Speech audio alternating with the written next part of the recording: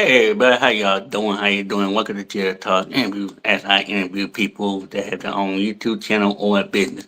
Tonight I have a very special guest. She been on few people YouTube channels. Um getting the love on her channel. That's like it's amazing. But actually this is my 100th video currently y'all. It's not the jet. This is currently my 100th video, but I'm actually gonna go back to the 90. But today I have surviving together. How you doing today? Good. How about you? I'm doing good. I'm doing good.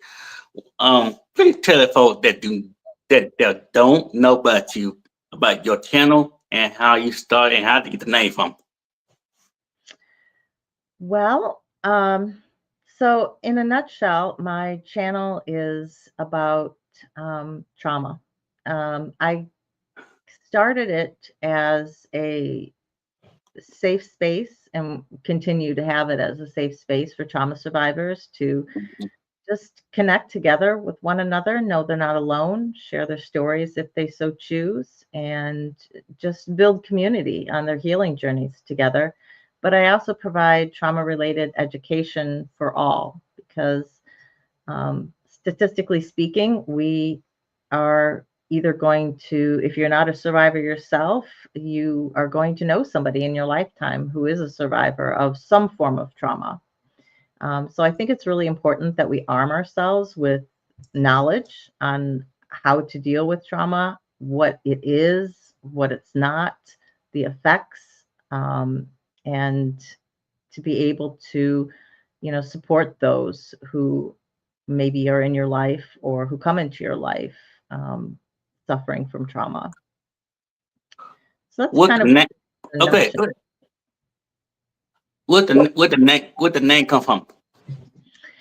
I was trying to find something that was going to be unifying.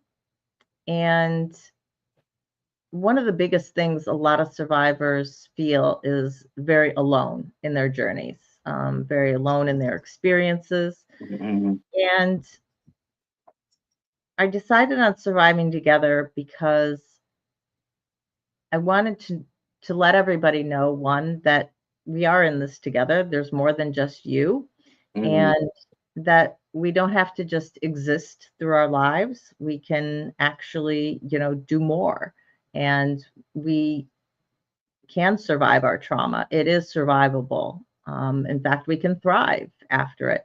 Takes a lot of work, but there's hope. Were you kind of nervous when you started your channel? Um, I wasn't nervous per se in terms of just starting the channel, but I wasn't sure how it was going to be perceived. It's very niche. It's not a topic that people like to talk about. But I was really blessed with a community who found me and has really stayed with me. And I think that that has been the hallmark of the channel, has just been organic growth. We haven't exploded. I haven't gone up by hundreds of numbers in a day at all. It's one here, two there, three there. And most of the people who were part of it at the beginning are still part of it now. Mhm. So what do you know when you started your channel? Do you remember your very first video or short that you posted? And the second question is, do you ever watch your videos or lives back and see how you progressed from the beginning to the end? What was the first question again? I said the, the first question was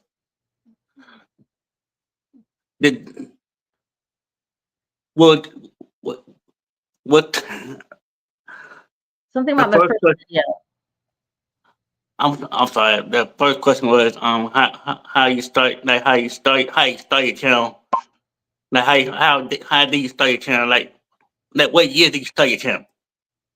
I started my channel last year. I went live in February, beginning of February of last year. So we've been on for just over a year.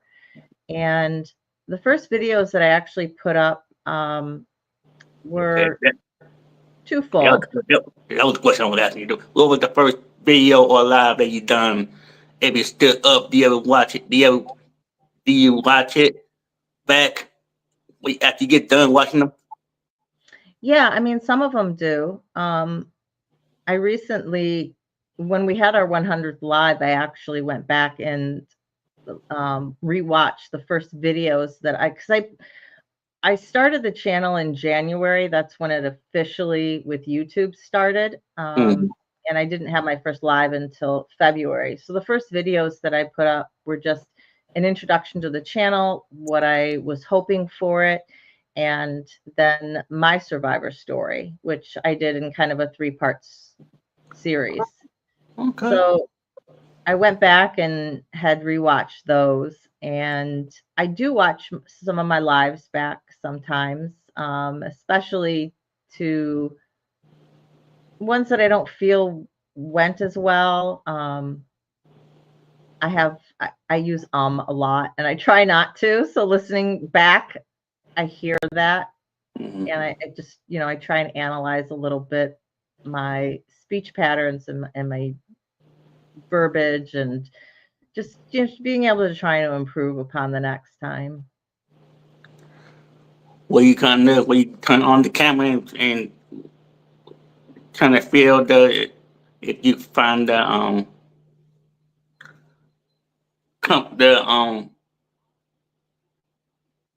what I'm trying to say is where you kind of nerve when you turn the camera on, going live, hit the live button, and and expect at least about 5 people coming your live. You know, I had no expectations, so I think that kept my nerves down for the Mm-hmm. first lives. I didn't have any idea as to how many people might show up, even if you know 10 people showed up the first week, would they come back the next show? And I played around with kind of times and dates before I kind of settled into my current um, 2 times a week. That was about what I could manage with my full-time job. So, and it was never really nervous speaking going on. I've been doing public speaking for a while, so it was more of how my message was going to be received. What I was saying, was it getting across to the audience? Was I coming across as genuine? Were they finding value in what I was either saying, or at least what they were getting out of being in the chat, hanging out together? Were they finding the connection that they that they wanted? And if my trauma education was falling on deaf ears, if people were never telling me that they got anything out of it, if it was just me talking about my day and just providing a place for other survivors to hang out, I'd still consider it a success because that's what they need. So I kind of figured either way, as long as people were going to show up from week to week, we had a decent thing going, and it grew. It's been slow going, but that's okay. It's not drama. I keep drama far, far away from my channel. It's not entertainment. So I don't expect those large numbers. What did who was your very first YouTuber that you watched that that wanted you to get on start your own channel? Who was the first YouTuber that you watched that made you like, hey, I want you to start your own channel and be yourself? Um, I'm not sure if there was one really in particular. there were several people that I was watching early when I got on YouTube who had chats open and seemed to have a really good community following, seemed to be very engaged in what they were doing.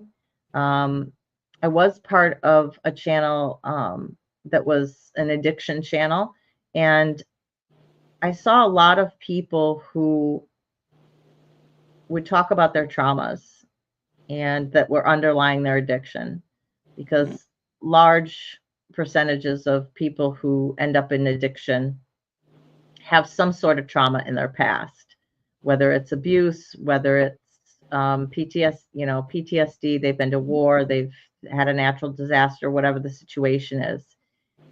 And originally, I focused on sexual assault because that's my background as a survivor.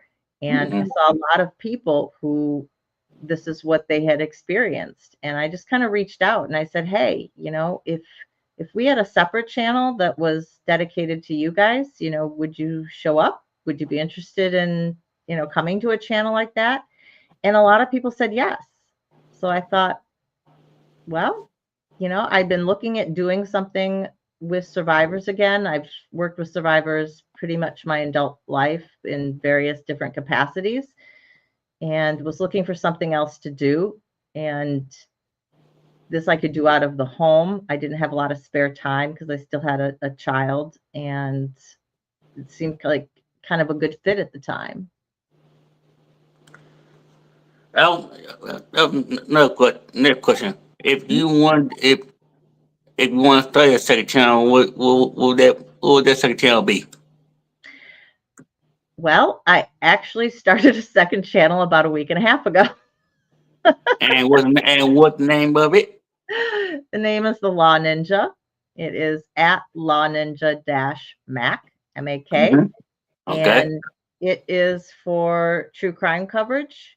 Um, I'm it's more of a place to house those true crime cases that I'm interested in. I tend Okay. to cover cases that are either less popular or less talked about, Mm-hmm. at least in depth, especially if they're sexual assault cases, because people are kind of focused on the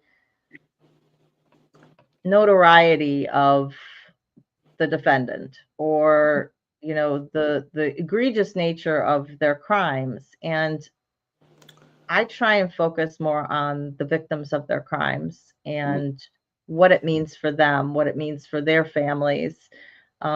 What can we learn from this case in terms of a takeaway for us as people in larger society? So I don't come at it from like a true crime position in terms of just covering a whole bunch of true crime, whatever happens to be the latest thing out there or anything. I'm not covering all the murders that have, happened in the past type of thing. So it's more those things that didn't really fit into my channel. They kind of did, but it's also stuff that can be triggering for my community. Mm-hmm. So this was a good place to store all that for right now. So Do you ever like set schedule for both of those channels, or do you know when you go live on both of those channels and I posting don't videos and stuff? Right. I don't currently for the second channel. Like I said, I started it just kind of as a place to put some things for right now. Mm-hmm. Um, I am going to start making more content for it, but I don't have a posting schedule right now. It kind of depends on how the next month or so goes with it. I'm just going to kind of feel it out and see how that goes. But Surviving Together is live every Wednesday at 6 p.m. Eastern and Saturday at 3 p.m. Eastern. So when you go live, do you ever talk to yourself and say to yourself that it's gonna be a good live, or when you post the video, do you ever say that it hope it go well after the world and see your video like that. Um, I just I would say that I think that there are certain videos, certain lives that I've done that I hope a wider art audience sees, just Mm-hmm. because I think that the subject is so important. Um, Mm-hmm. like the one that I just did on Saturday was about bystander intervention. Mm-hmm. So, what should you do if you see a potentially assaultive situation? Should you intervene? If you decide to intervene, what should you say? What can you do? Run. Um, That's what I do. I run. Look, I run. Look, I run. That's what I do. I'm like, hey, right. boy, I Well, run. and if you're the target of that, if you're the target of the abuse or the harass, absolutely. Yeah. This was for third parties. So if you're witnessing something happening, should you step in and say something? Should you do something? Should Mm-hmm. are there situations that you can effectively um, dismantle it? And so we went through all of that, and we went through a bunch of tactics and things that you can do, and how to intervene safely, and how do you decide whether or not you should. And it's up to everybody individually to decide. There's no judgment if you do or if you don't. I just wanted to arm people with the knowledge that if they decided to do something, let's make sure that you're doing it smartly and you're doing it safely. Do you edit your videos or you post them up? Most of the videos are just published. Most of my videos are live. So almost strictly my content is live. There will be some content that I will do post as a video, whether it's I re-record what I've been speaking about in the live, just to Mm-hmm. condense it all Okay. down, to take all the Okay. chat out, or if I haven't been as engaged with the chat and it's easier Mm-hmm. to edit, like Saturdays, the one I was on Saturdays, I covered most of the information, so it was easy to edit everything out, and I was able to just kind of repost that as a package. Sis is in here, one of my moderators. Will you please tell her your second channel? She will drop it down for you. Yep, it's at the Law Ninja, NINJA dash Mac, MAK. All right. Do you? I don't put it. But if you weren't doing YouTube, what would you be doing if this wasn't your idea? What would your plan be if you weren't doing this? Still working my day job. And but in terms of working with survivors, I might go back to working with them one-on-one. I was doing that at our local YWCA for a long time, working with them whenever they were called in for examinations, when they needed to have exams after assaults. Mm-hmm. The other thing would probably be public speaking, whether that's to schools or to community groups, or leading some sort of trauma-related education. So, do you ever get frustrated when the live doesn't go well, and do you ever like restart the live a couple times to try to get the live, like get the live per- I'm not using the word perfect because not that's no such thing. Make the live smoothly. Um, I've been frustrated occasionally. Actually, I think the first guest I had on, I was muted for the first 11 minutes. So Wait a minute. Hold on, wait. The first 11 minutes of wait. Doing what? my live, Oh I my was god. muted. Yeah, and people were calling me and I was ignoring my phone because I thought, "Oh, that's bad form. I'm not gonna look at my phone," right? You Mm, know? mm, People mm, are like, mm. "Up your darn phone." And finally I looked at it because it had been buzzing off the hook. And I was like, "Oh, you've got to be kidding me." I was so focused on what I was saying Mm, and, on the person, not realizing the person wasn't even talking to me at the time because I was just getting all this stuff out, right? right.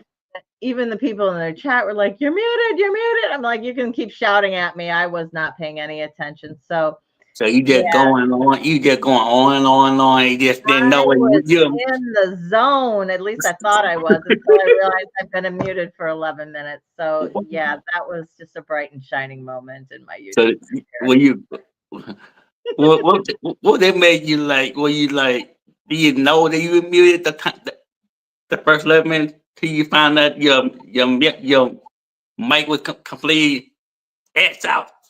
Yeah, I didn't my mic has the button on the bottom. So Mm, when I would move the microphone, I kept mm, hitting the bottom, right? mm. So I Right, flipped it around so I would stop doing that because I found I was doing it, on multiple occasions.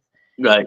So yeah, it was just so Saturday it ended up happening a bunch of times and it wasn't because of my mic. It wasn't because of me hitting it. It was just my microphone for some reason kept cutting in and out. So that Oh, wasn't the greatest show in the history, just because of that, but what do you do? Technical difficulties sometimes, right?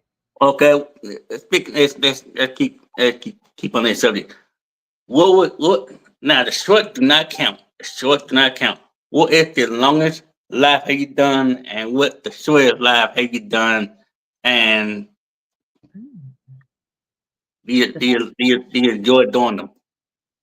I love doing the lives. It's, uh it's the whole reason that I started the channel was Mhm. to allow people to be able to come into the chat and connect with each other because sometimes people need to talk about their stories, they need to talk about their daily lives, their struggles, what's going on, and other times they just need to know that somebody else is there. They just need to say, "Hey, what's going on? How's everyone doing today?" And they just need to connect with another person because we are so isolated these days, in our lives in general. I don't know what the shortest live that I've done has probably been. I'm gonna guess 20 minutes to 40 minutes, somewhere in there, and I Mhm, think it was because I had to go somewhere. I had to do something. I've had a mhm, couple of 40 minutes, I know, because I've been on somebody else's channel at 7, and, mine is at 6, so I've had to cut it short so I can get to the other channel. mhm. Uh My longest live actually went for 4 hours, a little over 4 hours. I cut it at 4 hours. They were still going, and they were still willing to talk, and I'm like, "My voice is shot. I can't do this anymore." But we had a full panel of guests on, and the chat was just going, and everybody was talking, and by the end, it was kind of a free for all. People were just popping on just to chit chat with each other, and it was great. I mean, I loved every minute of it, but yeah, I just couldn't talk anymore after that. So So what time was this? This 4 hour it was a live? What, Saturday. It was Saturday night? it was at 3 o'clock in the afternoon. So about 7, I finally cut it. And I just said, I can't talk anymore, guys. My voice is shot. I'm going. I'm like, I'll leave the stream live if you guys want to keep chatting with each other, but I gotta go. So Uh, that was my longest. Yeah. wow. Did you ever watch that live and realize that I'm not on? Yeah, it's like I'm not doing that live. I'm not doing a long live like that anymore. I've watched pieces of it before. I have not Okay. gone and watched the whole thing back, but yeah, because it's long. But I've done many a 3 hour live, and I think a lot of it was earlier on, and my lives have kind of gotten shorter And I think it's become a natural progression because I really made a point my first year on YouTube that I Mhm, had a whole bunch of subjects that I wanted to cover in the trauma arena.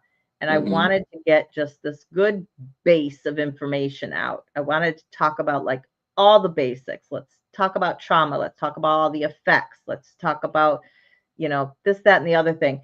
And like I said, with a lot of people having been with me from the beginning, in the earlier days, there were a lot of questions, a lot of mhm. people learning some of this information for the very first time, not understanding some of this.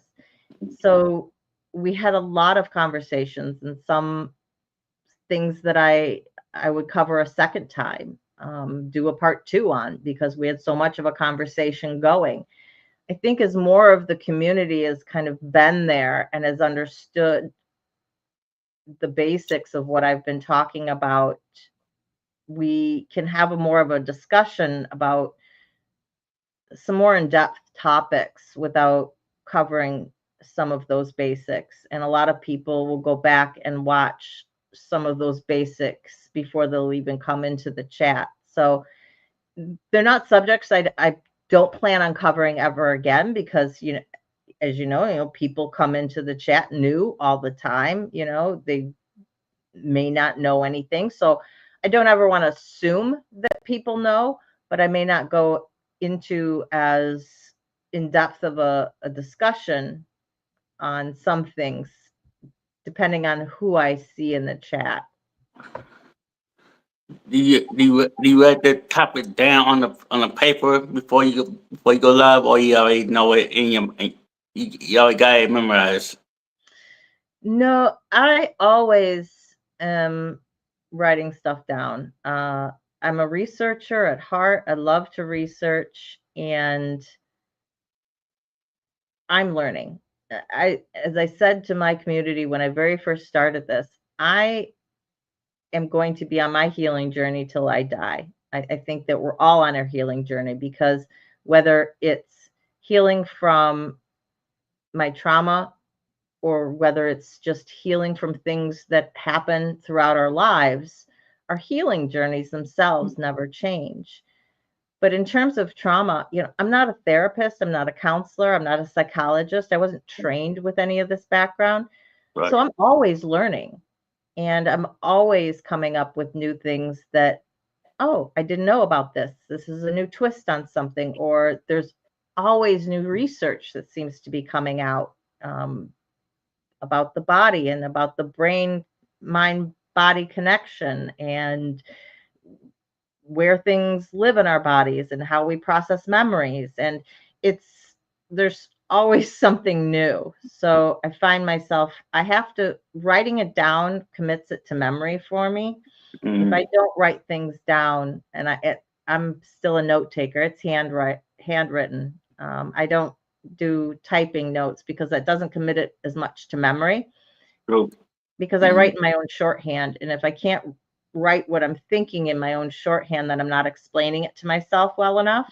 And that's kind of where I gauge, do I know this information well enough to be able to present it? So there's times where I've literally changed my live 10 minutes before I've gone on because I haven't felt prepared to present the topic that I wanted to because I don't feel like I have a good enough handle on it to explain it to somebody else. what the what the what the pro with the con being a YouTuber talking about what trauma and everything? What the pro with the con being a YouTuber talking about things that we need to know about, that things that should, well, let's put it away, we need to know about, that have the conversation and stuff. What kind of pros the kind of going, you want to tell us Um, I think that one of the biggest things that I would say is that trauma can happen to absolutely anybody. And there's mm-hmm, what we call big T trauma and little t trauma.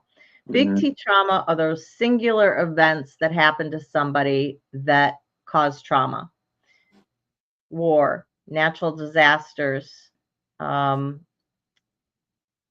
an assault of some sort, a violent assault of some sort. Little t trauma is that trauma where if you just had a singular event or two or three, it might not necessarily cause trauma, but it's the cumulative effect of that same type of behavior, I don't say accepting, but being on the receiving end of that same type of behavior over and over and over again that creates the trauma. So whether that is a domestic violence situation or whether that is childhood abuse or childhood neglect, that can cause just as severe trauma as big T trauma can. So the other point that I would make with trauma is not everybody's trauma, not everyone is going to perceive the same event the same. And it has to do with our background, our culture, how we were raised, the environments that we were raised, the ages at which we are subjected to the trauma.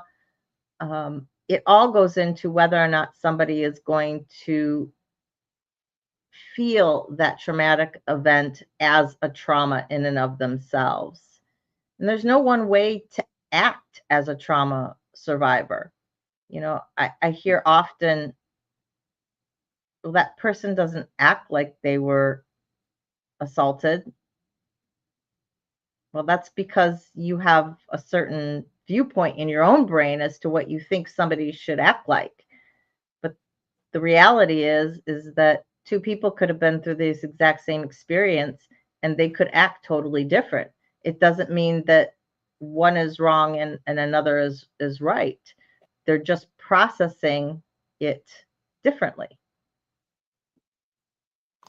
So when you um when you talk about these things, um, what what it was it hard at first to talk about this subject at first, and then when you what if where in um when you doing your channel that you like, oh, I'm finna like get this off my chest and stuff like that. What made you like bring up this subject to your people? Um, so I'm a survivor of childhood sexual assault as well as adult sexual assault. Hmm. And I started on my healing journey probably in my late teens. So I've been talking about it, at least out loud, for a long time. Hmm. And I realized early on in that journey that by connecting with other people who had been through similar experiences, Hmm. that there was great power in that, and that we often feel very alone in our own experience. And it's because it's such a taboo subject because people don't like talking about it. It's uncomfortable. True, that's true. And I found that the more we talk about it, the more we can normalize the conversation about it, and the Hmm. more that we can hope to change people's behavior. Nothing that we shine a light on can become as pervasive as things we sweep under the rug and just ignore. So by shining a light on bad behavior, on myths, and on things um, that shouldn't be happening, we can effectuate change by educating people on what to look for, on not only adults on what to look for, but also, education for kids and what to look for, because parents aren't always there and adults not always there. And they need to be armed with the knowledge of what to look for and to be you know, to be looking out for. So I really have been speaking with or dealing with in some form or capacity with survivors for a real long time. So for me, coming in and talking about it on the channel really wasn't a big deal for me, Mm-hmm. but I knew it was going to be a big deal to have somebody, for the people in the chat, for the people who are coming to my channel, learning about some of this for the first time, or just connecting with other people and realizing how similar their experiences were to somebody else, going, God, I thought I was the only one who'd ever, because you may be the only person in your family who's ever experienced anything like that, or the only person in your friend group. And because it is an uncomfortable topic, people don't want to hear about it. That's true. What if you have any kind of advice you want to get to the people who actually going through it, or you want to start their own channel and talk about that? Because I know being on YouTube, certain things should not be, not be talking about. But what you want to say to the people? What kind of advice you want to give to the people who want to start their channel and just lay everything out on their own platform? Speak your truth.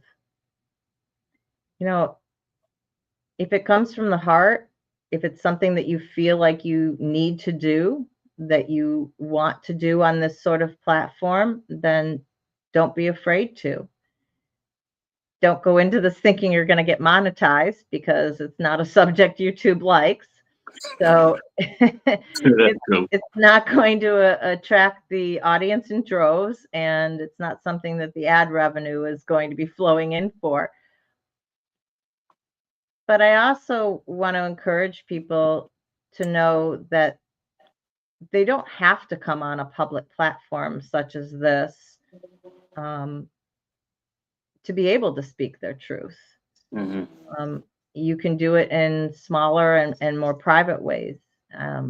One of the things that I say to everyone who comes into my chat, no one is ever obligated to share their experiences in my chat. You don't have to be a survivor to be in my chat. As long as you're respectful, as long as you want to learn about trauma, you're more than welcome to be in my chat.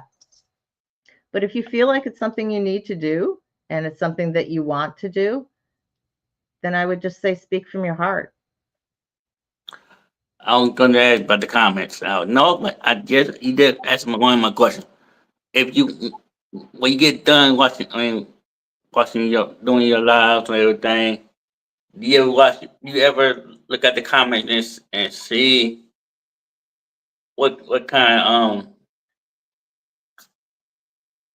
are they, to see that it got, like, you got good comments or bad comments?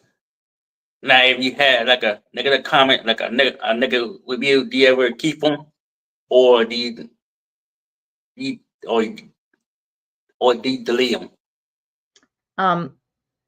I can't knock on wood because the dogs will go bananas, but I'm going to knock as softly as I possibly can on some wood. That's fine. That's fine. And to say that I have not had a negative comment yet. I've been very, very fortunate that way. And I don't know if it's because of the type of content that I do that people are afraid to say anything. They don't want to be like, the one who was known for, throwing shade at the trauma channel, or if it's just been going okay. Right. I think the most negative comment I did have, and I've left it because it's fair, it's that person's opinion, but I have one thumbnail that somebody was not a fan of. It's a girl screaming, and the thumbnail was for why I decided to come onto YouTube to tell my story. Mm-hmm. And the person hates the picture of the girl screaming. Oh wow! The thumbnail, the girlfriend. Wow. Yeah. So, Oh, and that's I'm sorry, don't look at that thumbnail then, because I Uh, kind of like it. It's not meant to be comfortable. Good point. 'Cause some thumbnails that some you like them and some you like. What in the world did that come from? Yep, it's Yeah. all individual. So, But yeah, one last thing before you go. You do have any final comments or advice you want to get to the people before I drop you down? um, well, for one, I just want to say thank you so much for having me on and allowing this chance to talk about my channel. But I would just say that to people who aren't really sure what my channel is about, go ahead and check it out. Check some of my videos out. You can check some of the lives out. And as I said, you don't have to be a survivor to find something that is going to possibly be applicable to you. Um, the numbers, unfortunately, are that chances are in your lifetime you're going to be a survivor of some form of trauma, or you will know somebody. And you may already know somebody, they just have never shared it with you. When you start looking at some of the trauma effects, how it manifests in our bodies, how it comes out in our behaviors, you might find yourself looking at things a different way.